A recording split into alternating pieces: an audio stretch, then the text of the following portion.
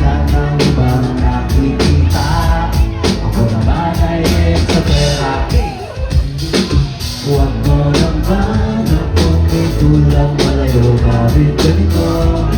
Ako yaka'y nagseselo.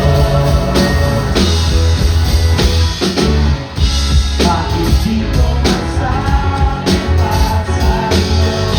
Bakit di ko masabi pa?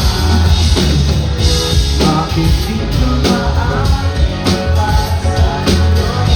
Bakit di ko masabi? Bakit ako nasasaktan sa tuwing kayo ay magkasama ko?